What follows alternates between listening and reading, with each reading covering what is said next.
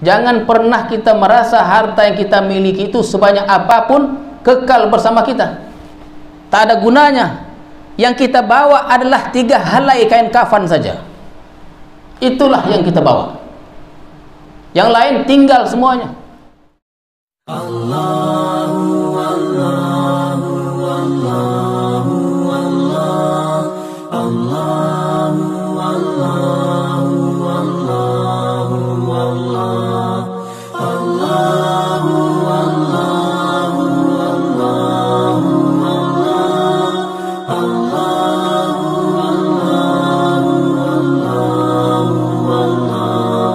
Allah Allahu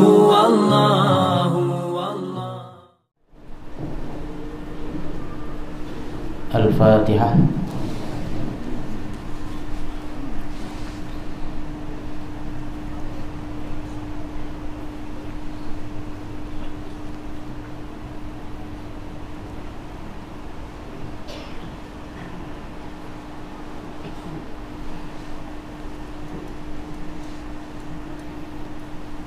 Bismillahirrahmanirrahim. Assalamualaikum warahmatullahi wabarakatuh.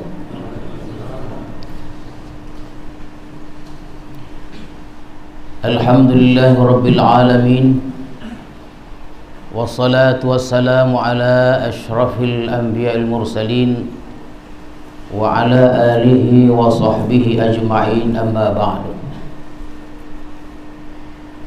Tuan-tuan para khalifah, hadirin hadirat, serta para tetamu sekalian yang jauh dan yang dekat, alhamdulillah, marilah kita bersyukur kepada Allah Subhanahu wa ta'ala yang telah melimpahkan rahmat dan kurnia-Nya kepada kita semua, sehingga pada malam hari ini kita dapat melaksanakan salat maghrib berjamaah di madrasah ini.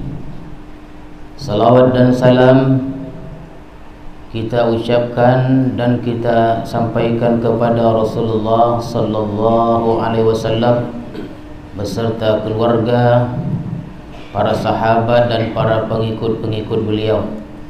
Mudah-mudahan kita mendapat syafaat beliau di hari kemudian nanti. Amin ya rabbal alamin.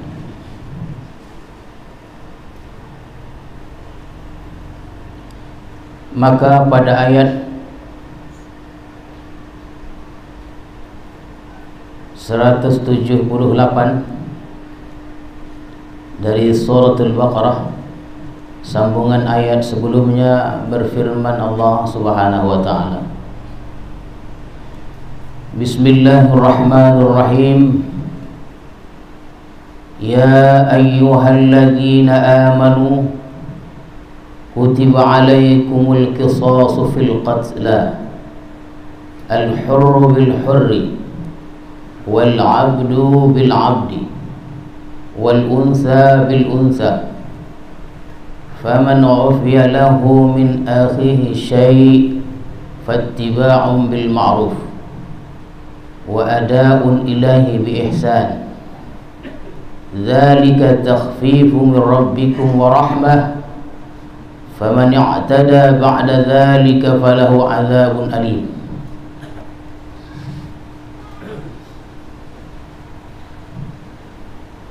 Jadi hadirin dan hadirat sekalian,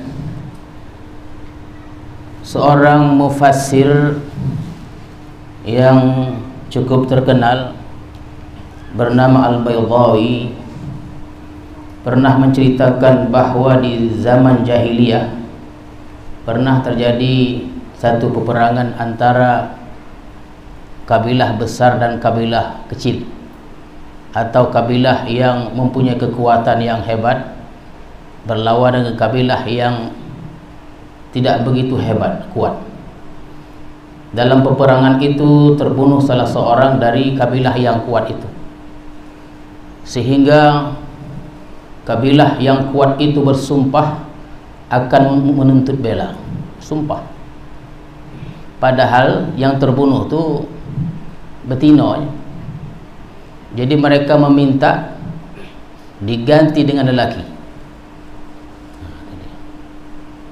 diganti dengan lelaki. Jadi kalau yang mereka terbunuh perempuan, jadi mereka menuntut supaya dibunuh juga seorang lelaki kuat dari kaum yang lemah tadi. Maka inilah di antara asal muasal turunnya ayat ini, menceritakan tentang keindahan dan kehebatan hukum Islam yang kita anut ini.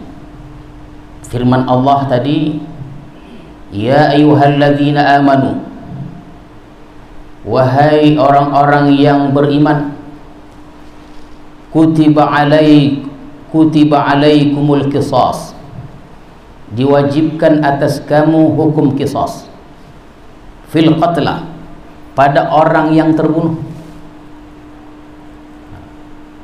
Memang dalam tulisan-tulisan para orientalis, mereka banyak menyebutkan bahwa hukum qisas ini hukum yang tidak ada peri kemanusiaan. Justru di dalam hukum qisas inilah terdapat peri kemanusiaan dan kehidupan, tapi diburuk-burukkan oleh mereka. Tapi kita mesti ingat, Islam ini, agama Islam semakin diburuk-burukkan, Al-Quran ini semakin mereka rendah-rendahkan, semakin tinggi darjatnya. Jadi kita, yang penting kita berpegang kepada Al-Quran ini. Semakin diburuk-burukkan Al-Quran, semakin muncul ke permukaan. Karena Al-Quran ini bukan kalamul bashar, tapi kalamullah subhanahu wa ta'ala, firman Allah yang tiada tandingannya.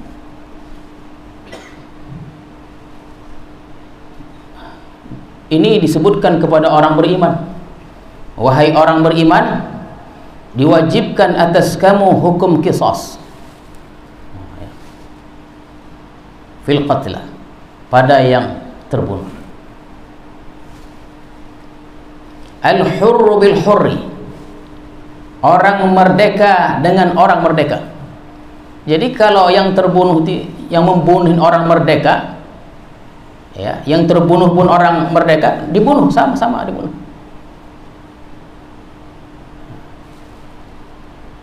Orang merdeka dengan orang merdeka. Wal abdu bil abdi, hamba sahaya dengan hamba sahaya, jangan ditukar dia.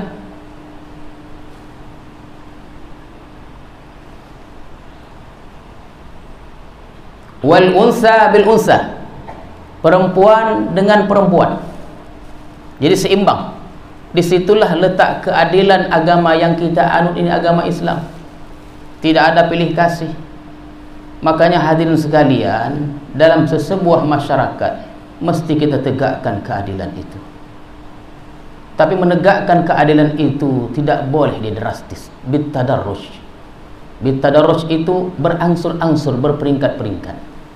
Makanya Rasulullah sallallahu alaihi wasallam ketika diutus menjadi rasul terakhir, itu memerlukan waktu 23 tahun. 13 tahun di Mekah, 10 tahun di Madinah. Tapi dalam waktu 23 tahun itu, hampir seluruh jazirah Arabia dapat beliau kuasai. Bahkan Romawi dan Persia hampir seluruhnya tunduk, dan tunduk semuanya pada zaman Umar bin Khattab.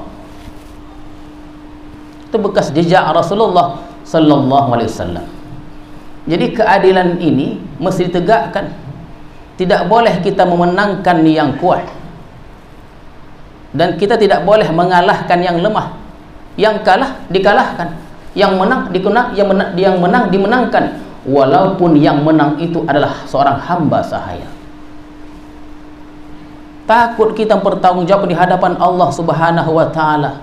Mahkamah dunia boleh kita melepaskan diri dengan segala upaya kita, tapi di mahkamah Allah tidak ada satu manusia pun yang dapat lepas dari mahkamah Allah itu. Jadi keadilan itu apa saja bentuknya mesti ditegakkan. Jadi dalam sebuah masyarakat mesti membantu dan saling tolong menolong.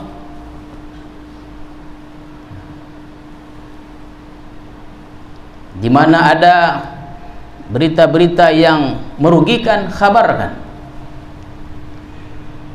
Kita selesaikan dengan bil adli wal ihsan, dengan adil dan penuh kebaikan. Begitulah menghadapi manusia ini, ya. dan mendengarkan cerita itu tidak boleh sepihak-sepihak. Kata Allah, fatabayyanu, tabayyun. Karena apabila satu berita dibawa oleh 5 orang, boleh jadi berita itu yang dibawa oleh 5 orang berbeda beritanya. Makanya hadapkan satu persatu, dengar berita-berita itu, baru diputuskan, disimpulkan dan diputuskan jalan yang terbaik. Begitulah dia. Jadi hadirin dan hadirat sekalian, di sini disebutkan al-hurru bil hurri. Orang merdeka dengan orang merdeka. Jangan ditukar-tukar dia. Wal abdu bil abdi, hamba sahaya dengan hamba sahaya pula. Wal unsa bil unsa, dan yang perempuan dengan perempuan. Kita tidak ingin hukum itu seperti pisau, tajam ke bawah, tumpul di atas. Tak boleh begitu. Ke bawah tajam betul, di atas tumpul. Itulah bitadarruj, berangsur-angsur kita pulihkan itu, supaya setiap individu dari kalangan masyarakat merasa dihargai harkat dan martabat mereka. Begitulah Rasulullah sallallahu alaihi wasallam. Maka firman Allah seterusnya, faman ufiya lahu min akhihi syai', akan tetapi barang siapa yang diampunkan untuknya min akhihi, dari saudaranya, sebahagian syai'. Di sini disebutkan akhi, saudara. Kita ini bersaudara. Kita ini bersaudara. Walaupun kadang-kadang tidak saling kenal mengenal, tapi kita ini akhun, saudara. Jadi bagaimana saudara terhadap saudaranya? Bahu membahu, tolong menolong. Yang tidak mau demikian bukan saudara, bukan akhun namanya. Akan tetapi barang siapa yang diampunkan untuknya. Jadi apabila terjadi pembunuhan, yang membunuh tadi diberi kemaafan, dimaafkan dia. Dan itulah ciri-ciri Islam. Ufiya lahu min akhihi, diampunkan untuknya min akhihi, dari saudaranya, saudara yang terbunuh itu. Syai' sebahagian. Jadi apabila ada orang terbunuh, jadi keluarga yang terbunuh sebahagian memberikan maaf, sebahagian. Yang sebahagian lagi mengamuk, menuntut balas. Tapi sebahagian memberikan kemaafan. Kata Allah, fattiba'un bil ma'ruf, terimalah dengan elok. Itu perintah pada hakim, dan hakim ini mesti adil. Kalau sebahagian keluarga dari keluarga yang terbunuh ini memaafkan sebahagian saja, maka ikutilah dengan cara yang baik. Terimalah dengan baik. Dan disebutkan akhi, saudara.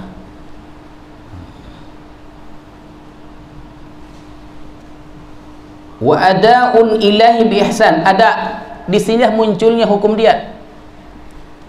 Ya, munculnya hukum diat.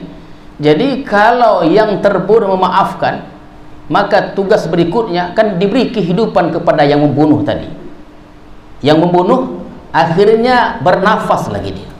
Kenapa? Tidak dijatuhi hukuman mati, karena nyawa dibalas nyawa. Tapi yang keluarga dari terbunuh ini memberi kemaafan. Disinilah muncul hukum diat. Wa ada'un ilaihi bi ihsan, maka tunaikanlah dengan cara yang baik dengan saksi-saksi. Diserahkanlah berapa yang harus diganti. Itu di negara-negara Arab ada hukum ini.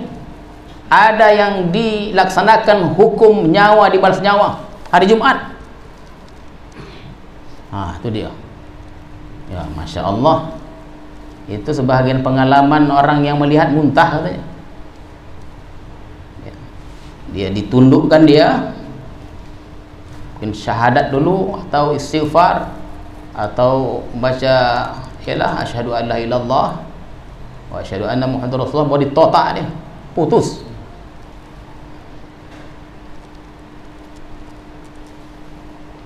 Alat untuk memutuskan bukan macam parang kita, bukan. Sekali totak sebelah tangan, longan tangan wang Melayu kita kok berbeda dengan longan wang Arab. Kalau 30 ton tu sekali lagi mengelota megangnya, boy. Pedang tu berat, berkualitas tinggi. Sekali totak dengan kekuatan yang cukup, putus leher tu.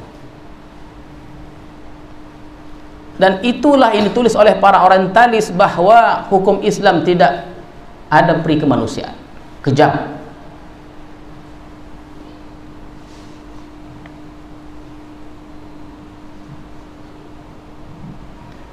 Ada juga yang diberi kemaafan, ada, ya. Tapi ingatlah tuan-tuan serta hadirin sekalian, ini dia, memberikan ihsan itu lebih tinggi dari menuntut hak. Saya ulang ya, memberi ihsan itu, memberi ihsan itu kebaikan. Memberi ihsan itu lebih tinggi dari menuntut hak. Terkadang kerja kita ini menuntut hak saja, tak pernah memberikan ihsan kepada manusia. Padahal yang kita punya itu dari Allah Subhanahu wa ta'ala. Seharusnya bila Allah berikan, mudahlah kita berikan kepada akhi, saudara-saudara kita. Akhi kata.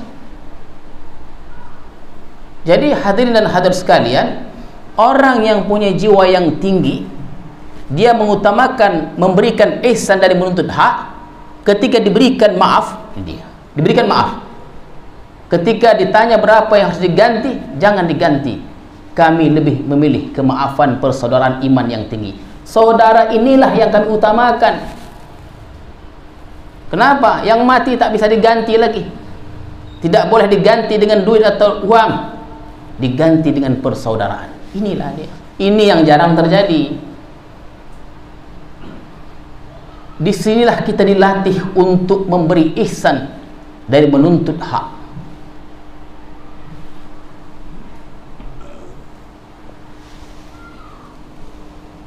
Jadi dalam hukum pidana tu, pembunuhan Islam ada 3 lah dia kalau begitu. Kalau begini penjelasan hukum pidana tu 3 dia. Pertama, nyawa dibalas dengan nyawa, ya kan? Kemudian maaf, diat, 3 aja. Jadi Islam itu tidak kejam seperti yang diberitakan. Seperti ayat Allah, as-sariqu was-sariqatu faqta'u aydiyahuma. Pencuri lelaki dan pencuri perempuan dipotong tangannya. Itulah Islam. Kojonya motong tangan aja. Bukan begitu. Ada kadarnya, ada syaratnya bila dipotong tangan seorang pencuri itu. Kalau sekedar mencuri rambutan sekilonya, usah dipotong lagi, kasih sekilo sama dia. Bantai. Bukan begitu maksudnya. Dia ada syaratnya. Bila dipotong tangan itu ada syarat-syaratnya itu. Jadi hukum Islam itu tidak kejam. Justru dia membawa rahmat kepada umat. Jadi kata Allah, dzalika takhfifun min rabbikum wa rahmah. Jadi adanya hukum Allah tidak ketat. Dia kalau tidak nyawa dibayar dengan nyawa, ada kemaafan, ada diat. Apa itu kata Allah? Dzalika takhfifun min rabbikum. Itu adalah merupakan satu keringanan dari Tuhan, wa rahmah, dan rahmat, untuk mempertinggi mutu keimanan kita.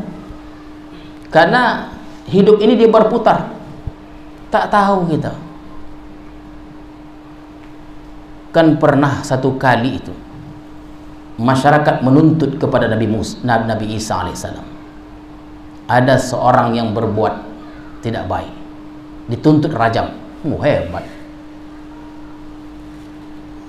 Nabi Isa, Nabi tahu, meminta kepada Nabi Isa supaya dirajam. Baik, kata Nabi Isa, saya akan tegakkan hukum rajam ni, tapi jawab dulu pertanyaanku. siapa di antara saudara-saudara atau kalian ini yang tidak berdosa? Tak ada. Kalau tak berdosa kita malaikatlah kita. Maka tinggikanlah pemberian kemaafan itu kepada orang lain. Belajar kita memaafkan orang lain. Sebesar apapun kesalahannya, belajar kita untuk memaafkan kesalahan itu. Senyum aja. Walaupun hati itu mengelabah. Ya. Sabar ni berat, pahit, dan sabar ini tidak nampak faedahnya bila seseorang itu belum diuji. Bila sabar itu berat dan pahit, dan sabar itu tidak nampak faedahnya bila seorang itu belum diuji. Kalau sudah diuji, baru tahu. Jadi kalau kita yang belum diuji, memberi nasihat. Nanti pas kita diuji, kita pula diberi nasihat. Dia. Nanti kalau kita berikan apa nasihat, belum kono dia. Begitu. Wa tawassaw bil haqqi wa tawassaw bis sabr, itu dia. Jadi kalau kita belum diuji, gitulah ini. Ya. Tugas kita lah itu. Pandai-pandailah beri nasihat. Ya.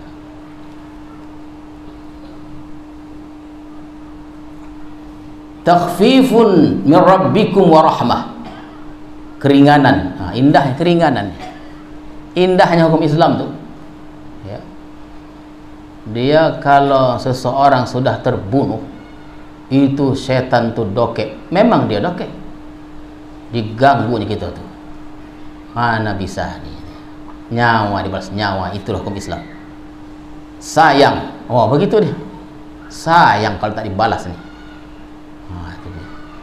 Itu hadirin dan hadirat sekalian, di Amerika banyak kejadian-kejadian itu. Di mahkamah itu ada seorang seorang penjual lah yang macam McDonald gitulah, atau macam seperti KFC gitu. Malam itu bukan giliran dia, malam itu. Ini seorang Muslim. Maka sahabatnya yang Nasrani itu minta tolong kepada dia untuk menggantikan posisinya pada malam itu. Pergilah dia, orang Islam. Ketika dia mengantarkan makanan itu ke rumah yang dipesankan itu, di tengah perjalanan itu sudah mau sampai, dibunuh dia, ditikam, mati. Tapi ada CCTV, dibawa ke mahkamah akhirnya. Pembunuh tadi dibawa ke mahkamah. Apa kata orang tua yang terbunuh? Aku maafkan dia. Peristiwa-peristiwa seperti ini banyak terjadi, dan orang Nasrani banyak yang meluk agama Islam karena melihat keindahan Islam itu sendiri. Agama Islam ini menjadi buruk dia karena umatnya juga.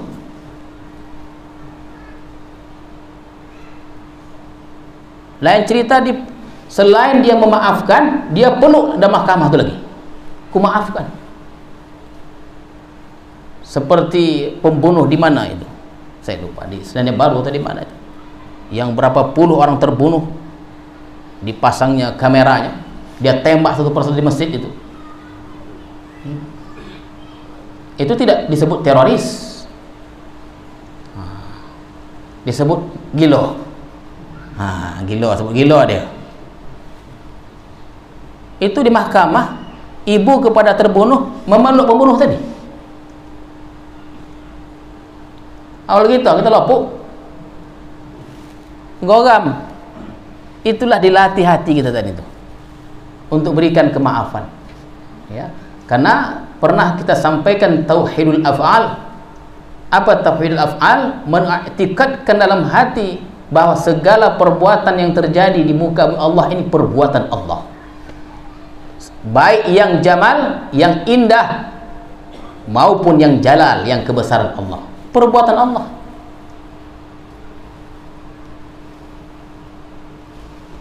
Faman ya'tada ba'da dzalika, barang siapa yang melampaui batas, ya'tada atau melanggar, ba'da dzalika setelah itu atau selepas itu, setelah diadakan pembicaraan dan disepakati bahwa dimaafkan dan diberikan diat contohnya. Tapi dalam perjalanan tak puas hatinya, ini tak boleh, karena setan terus menggodanya, merayunya, ini tak boleh ini. Kamu tidak boleh terima diat itu, harus tuntut balas. Diam-diam menjadi bunuhnya.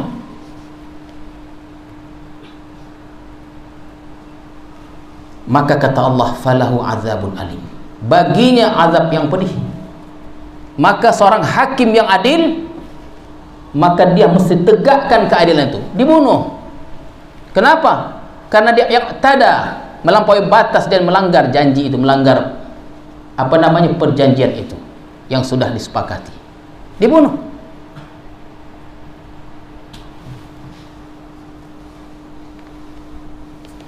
Hadirin dan hadirat sekalian, dalam berita tak ada ketika didapati si pembunuh, hukum dunia sekarang nih, didapat seorang pembunuh tuh, diikat orang tuh kakinya, kaki di atas, tangan di bawah, dipukul, dilopuk, pelan-pelan, diseret, dicincang. Itu lebih kejam dibandingkan sekali totak putus antara kepala dan badan. Itu yang paling indah. Tapi itulah, belum pernah orang yang sudah berpisah kepalanya dan badan menceritakan pada kita betapa indahnya potongan itu. Belum pernah lagi. Kalau pernah uang ini dipotong tuh kepala dan apanya, dicitonya pada kita, meminta gitu tuh, bila pula giliran aku. Belum pernah ada yang balik lagi. Yang tahu kita mati-matilah dia. Jadi faman i'tada ba'da dzalika falahu adzabun alim, baginya azab yang pedih, apalagi di akhirat, ya, apalagi di akhirat. Walakum fil qisas hayatun, dan bagi kamu pada qisas itu, hukum qisas itu hayatun, ada kehidupan. Itu kata Allah, ya ulil albab, wahai orang yang punya pikiran yang dalam, la'allakum tattaqun, mudah-mudahan kamu menjadi orang yang bertakwa. Kenapa disebutkan hayatun? Dalam hukum qisas ada hayat, ada kehidupan. Kalau orang diterapkan hukum syariat Islam bahwa orang yang membunuh akan dibunuh, tak akan terjadi pembunuhan. Kalaupun terjadi, sikit terjadinya. Itu pun di Arab Saudi, hadirin sekalian, ada juga. Katanya hampir setiap Jumat ada hukum potong. Yang ada seperti ya, yang setahu saya itu Saudi Arabia, di Kuwait, di Jordan, di Irak itu tuh. Ya. Itu ada, udah tahu hukum qisas ada. Kalau membunuh, dia dibunuh. Kalau dia mencuri, dipotong tangannya. Mencuri dia. Apalagi yang tidak ada hukum itu, merajalela. Dan ingatlah, pencuri tak akan berkat hidupnya, apalagi disumpah oleh masyarakat, walaupun masyarakat tak tahu siapa yang mencuri itu.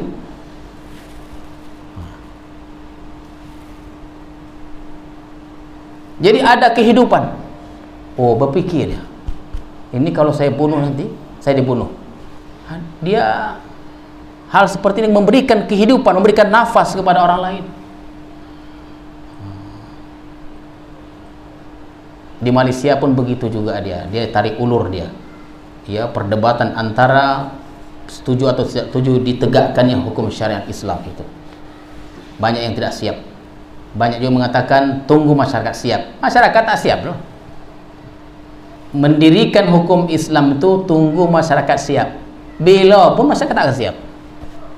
Jadi hukum syariat Islam ini jangan ditunggu masyarakat siap. Ya, tegakkan saja.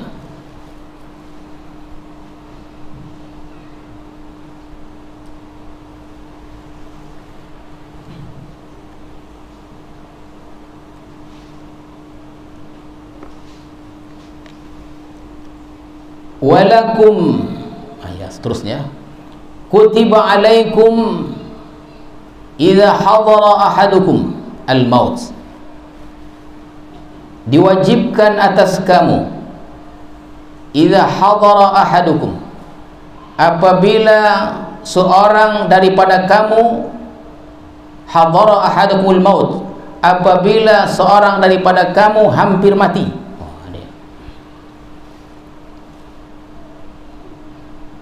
Jadi apabila salah seorang dari antara kita ni agak-agak nak mati dah, ya, agak-agak nak mati, in taraka khairanil wasiyah, jika dia taraka meninggalkan khairan. Khairan ini artinya kebaikan. Kebaikan ini artinya adalah harta yang banyak. Allah tidak sebutkan sini in taraka malan, tapi Allah sebutkan in taraka khairanil wasiyah. Jika dia meninggalkan harta yang banyak,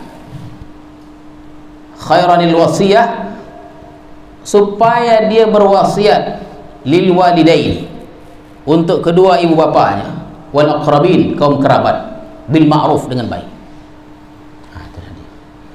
Jadi disebutkan khairan di sini adalah harta yang banyak. Kalau sikit usaha lagi.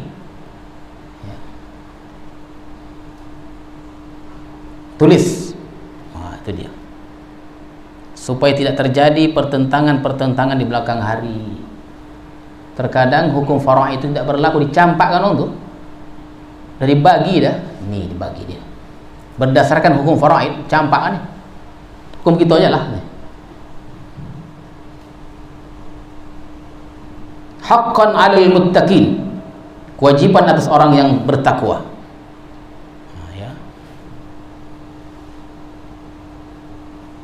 Faman baddalahu ba'da ma sami'ahu,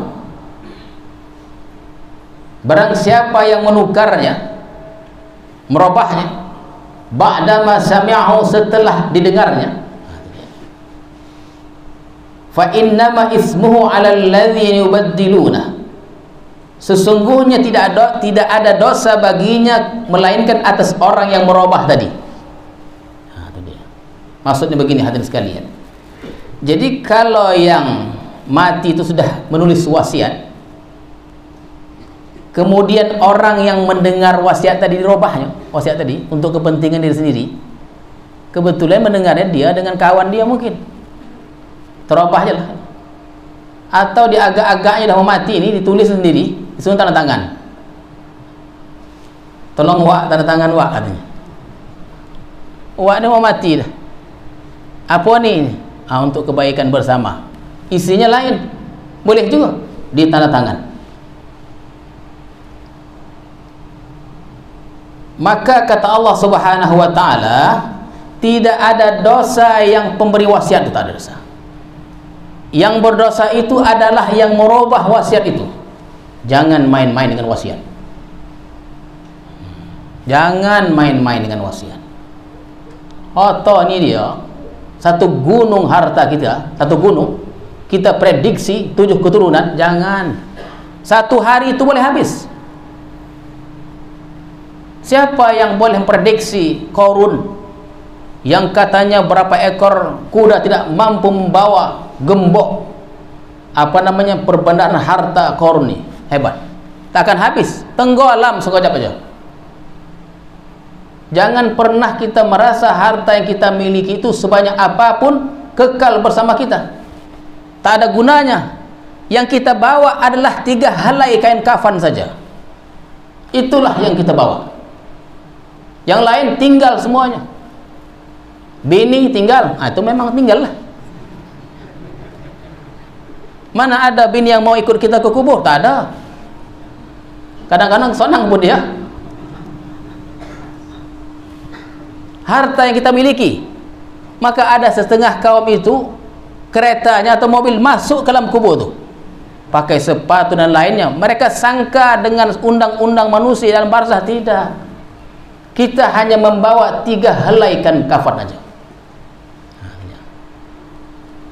Saya kalau hafal tu, saya bacakan syair-syair selimut putih pembalut badan tu. Wah, tapi dia nosah pula. Kalau di luar tadi boleh juga dicoba tu kan. Selimut putih pembalut badan tu dinyanyikan oleh Nur Al-Jamil, tulis oleh Ahmad Baki dengan orkes El Surayanya. Waduh, hafal Ustaz? Ya, saya kan penyanyi juga.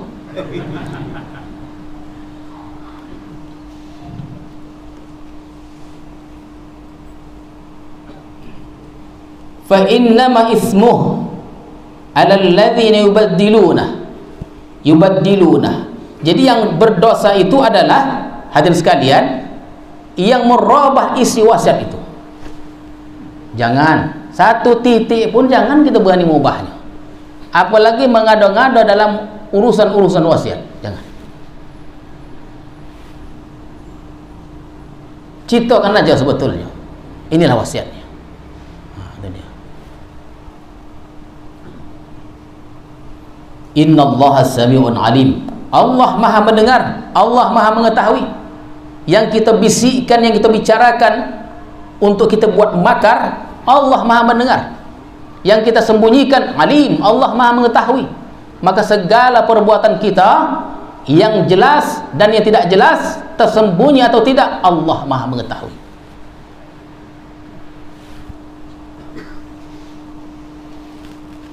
Faman khafa, barang siapa yang khawatir atau takut, min musin, dari si pemberi wasiat, takut dia. Janafan ini kekeliruan atau kesalahan, au isman, satu dosa. Jadi orang yang mau mati ini, ketika dia menulis wasiat, terkadang kan tak menentu dia. A jadi B, B jadi A. Terkadang wasiat itu salah wasiat itu. Terkadang wasiat itu diskriminasi, borak sebelah dia. Faktor apa? Mungkin karena bini banyak dan lain-lainnya. Jadi wasiat ditulis itu, hadirin sekalian, berat sebelah, atau ada kesalahan. Janaf, namanya janafan, kekeliruan. Jadi apabila faman khafa, jadi barang siapa yang takut akan terjadinya hal demikian, kekeliruan itu, kesalahan, au isman, dosa, fa aslaha bainahum, maka perbaikilah. Inilah dituntut. Kita tuh dituntut begitu dia. Datang kita dengan cara terbaik, tapi ingat, datang kita menyampaikan perkara yang baik itu mesti dengan cara yang baik, waktu yang baik. Sebab bila kita sampaikan perkara yang baik dengan cara yang tidak baik, boleh menimbulkan fitnah. Inilah sensitifnya wasiat. Hal itu baik untuk mengkompromikan, mendamaikan orang yang bersengketa, sebab kita tahu tentang bagaimana isi wasiat itu, macam mana ditulis, kapan ditulis, ya, jam berapa ditulis, tahu dia. Dan dia tahu kesalahan-kesalahan itu. Maka hadirin sekalian, fa aslaha bainahum fala isma alaih, tak ada dosa baginya. Innallaha ghafurur rahim, Allah Maha Pengampun dan Allah Pengasih atau Penyayang. Inilah dia hadirin dan hadirat sekalian. Insyaallah besok malam kita berjumpa lagi dengan kuliah Kitabul Hikam.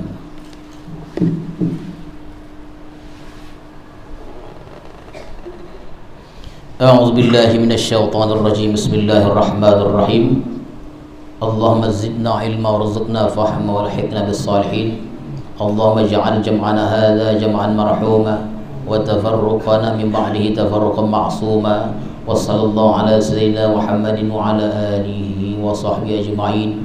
Subhana rabbika rabbil izzati amma yasifun wa salamun alal mursalin walhamdulillahi rabbil alamin. Assalamualaikum warahmatullahi wabarakatuh.